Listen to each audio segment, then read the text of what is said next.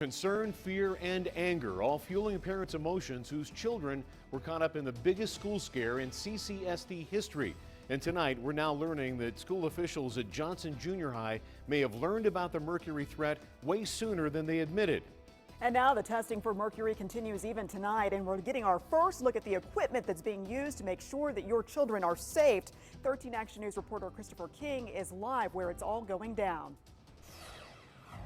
Carla, Steve, I want to give you an idea and a perspective of just how big this is. This is the Walter Johnson Junior High School, and for the second straight day, the Federal Environmental Protection Agency is out here cleaning up. They'll be out here till 10 o'clock tonight. They'll be here the whole weekend, and that's how big this is. Now, they're scouring every inch of the school for traces of mercury. The big worry, lots of kids may have touched this incredibly toxic substance. They may have stepped in it, spread it around the school. Now, the school first reported the problem on Wednesday and locked down the building, but we talked with a student who first spotted the mercury. He says he came in contact with it on Tuesday. I saw it on the ground. I thought it was a little rock, and I tried to touch it, and it just swooped away. After that, my pencil fell into the bleachers. I tried to look under the bleachers, and there's all this mercury under there, like hundreds and hundreds of droplets. Now, the school superintendent admits the problem may have been there since before Tuesday. That student tells us a teacher told him not to worry about the mercury. He says he went home, took his backpack back home, and that his clothes and backpack were contaminated with the mercury. He says he's been sick since then. Now, he has a lot more to say, and we talk with him, about how he is coping with all those problems. We'll have more for you coming up at 6 o'clock. For now, we're live outside Walter Johnson Junior High School. Christopher King, 13 Action News. Thank you, Christopher. And as for the ongoing testing, parents are being asked to bring in anything the students had at school with them and brought home. That includes clothes, backpacks, even bedding. Again, the testing is going on until 10 o'clock tonight at Johnson Junior High, and it will continue from 8 a.m. to 8 p.m. tomorrow and Sunday.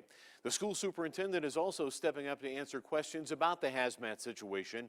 13 Action News reporter Parker Collins asked him some tough questions that a lot of parents want to know the answers to.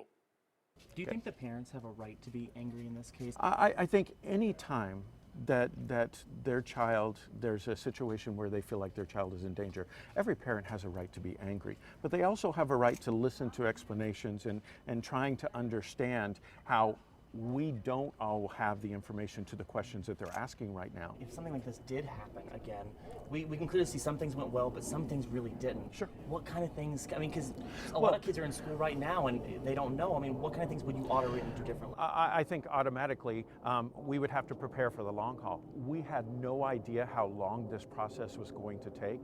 And with some of the situations, we would have made sure that we had the lights out here for the families, knowing that it could be a longer situation. We would have chairs and things. We would have more food brought in for the immediate issue that evening. We would have brought a sound system over from another school. Right now, damage control. Air is turned off at the school so the toxin will evaporate. Soon, they'll take more measurements and clean up the worst areas. I wouldn't put your sons and daughters in a room if I didn't think it was safe. Even though classes are canceled today, parents and students are still coming to the school to bring things from their homes to be tested for mercury. We just put it into the bag and just take a measurement off those vapors. The superintendent says they think a student brought the mercury to school before Wednesday, but they think classes will start again Monday. Parker Collins, 13 Action News. And when the EPA spoke to us around 9 a.m., they told us they had cleared 168 bags and had more than 1,000 left. Now, to test a bag takes less than 30 seconds in most cases. They will return what isn't contaminated. They'll call families to pick the stuff up.